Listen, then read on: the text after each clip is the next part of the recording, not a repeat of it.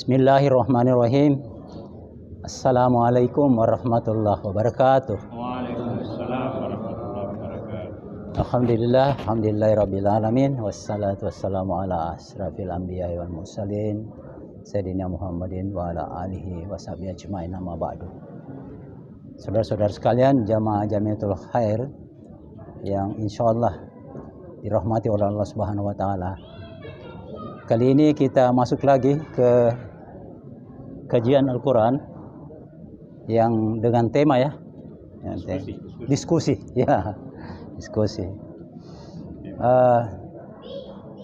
Saat ini saya mengambil tema yang sedikit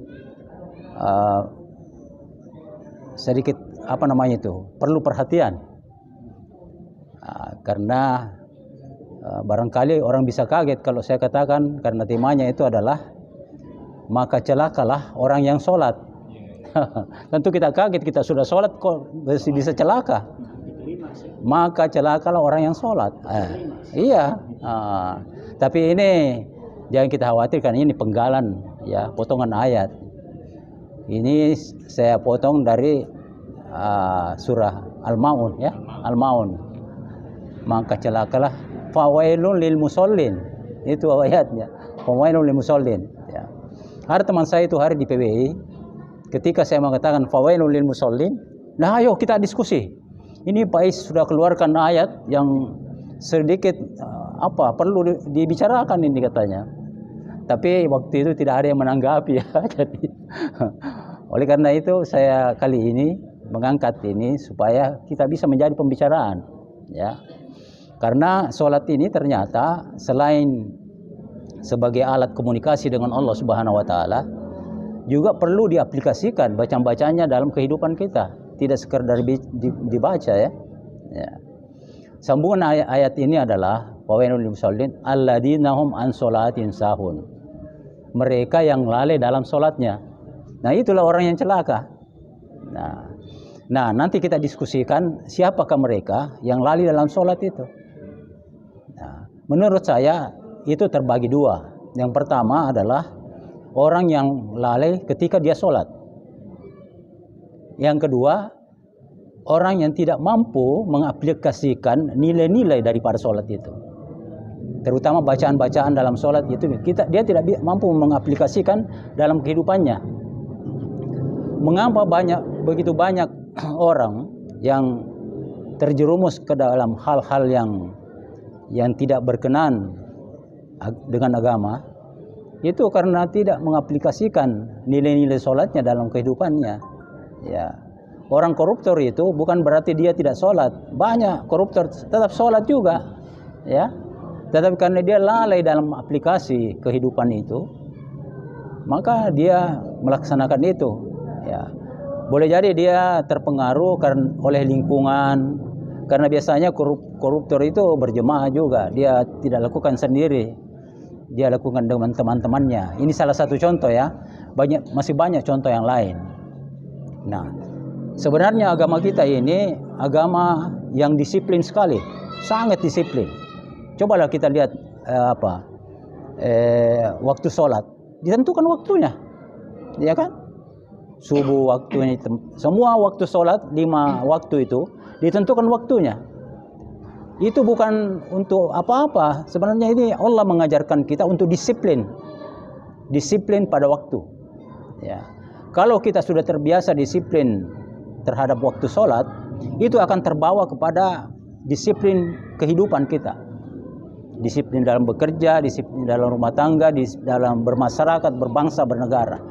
Nah itu, jadi kita perlu sangat bersyukur sebagai umat Islam bahwa Nabi kita Muhammad SAW membawakan ajaran yang begitu komplit ya, sempurna, dengan ajaran-ajaran yang mengajarkan kepada kita hal-hal yang untuk disiplin, tepat waktu ya.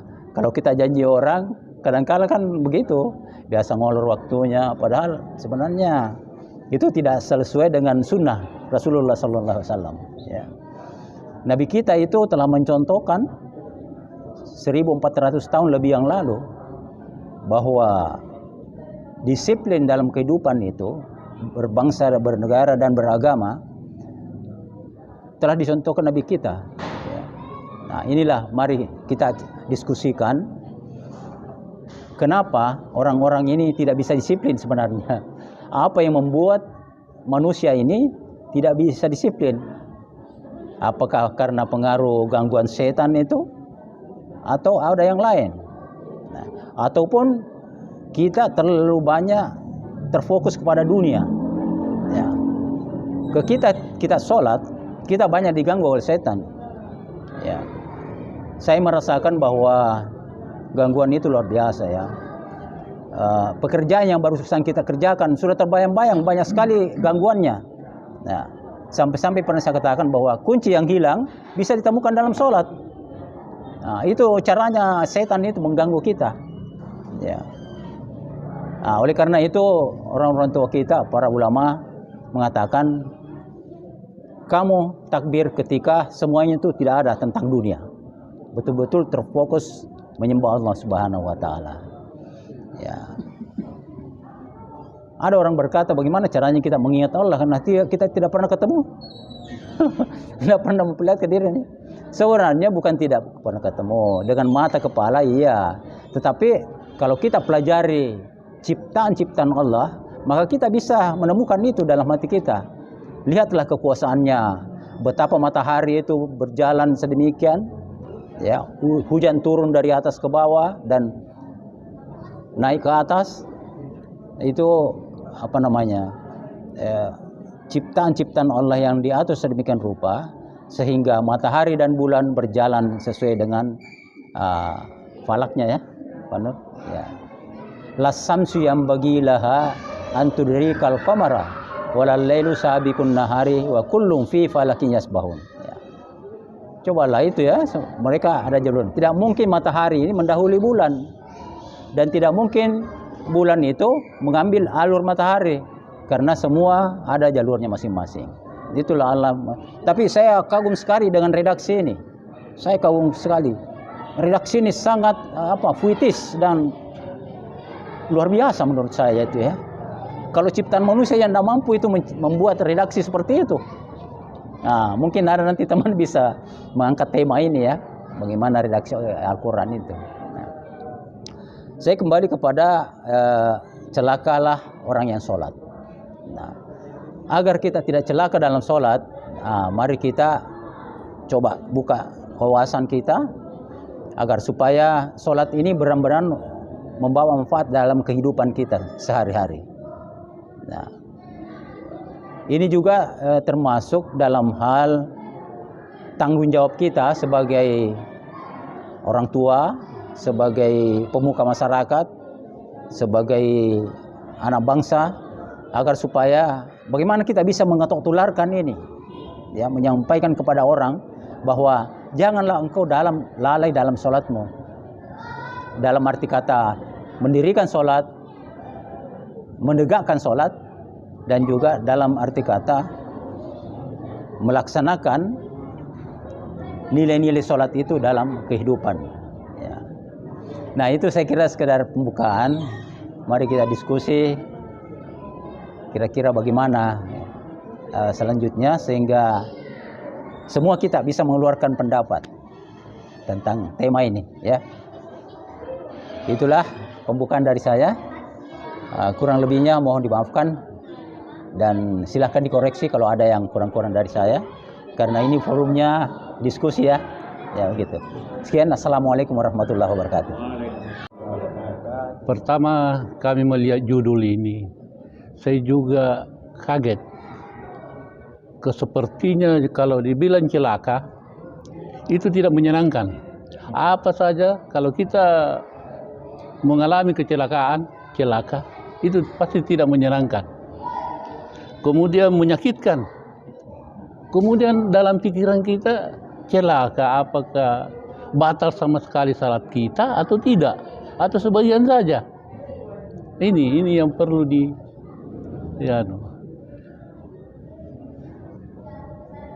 Kemudian ada 4 hal yang harus kita coba kaji di dalam pelaksanaan salat ini.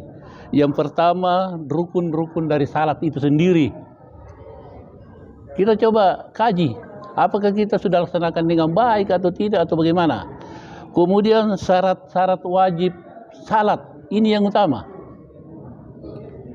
Ketiga, kita harus paham dan tahu yang membatalkan salat itu apa-apa saja. Ya. Kemudian sunat-sunat salat. Inilah barangkali jangan kita terlalu keluar dulu.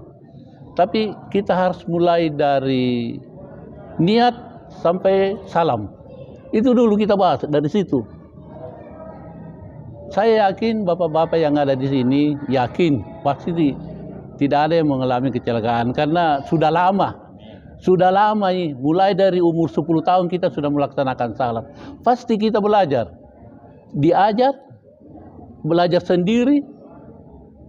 Nah mungkin mendengar, merasakan apa di masjid ini. Kalau 10 tahun berarti 300 kali orang ceramah di atas mimbar ini di bulan Ramadan. Apalagi di hari Jumat.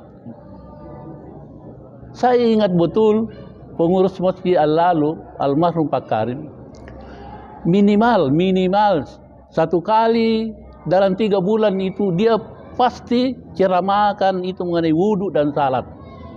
Pasti itu. Saya punya catatan tersendiri tentang hal itu. Iya, pengurus masjid. Di sini ada divisi ibadah, ada divisi dakwah, ada divisi pendidikan. Tolong ini kalau bisa diprogramkan ini. Apa kita orang-orang tua ini sudah tahu semua ini rukun-rukun apa yang membatalkan apa? Ini tidak apa-apa itu. Itu yang ditayangkan di sini, jangan yang usan ditayangkan di atas. Ini coba juga dievaluasi ini di atas. Ini sudah usan. Sumbangan tahun 2022 masih ada tercatat. Itu jangan hanya ini tayangannya bagus, tapi ada saya lihat sudah usang, tidak perlu lagi dianukan. Iya, kadaluarsa itu. Itu halal itu terutama salat itu. Wudhu salat. Kalau tidak bisa ada yang cara di atas, ada kan divisi ibadah di sini. Itu sekali-sekali naik di mimbar lah. Saya ingat dulu Pak Karing almarhum itu saja. Asar itu sudah berdiri dulu dia anak-anak. Dia caranya ambil wudhu, dia perhatikan. Caranya salat sunnah, itu dia perhatikan itu dulu. Pak Ketua kita yang almarhum itu. Mungkin untuk sementara dari kami, makasih. Assalamualaikum warahmatullahi wabarakatuh.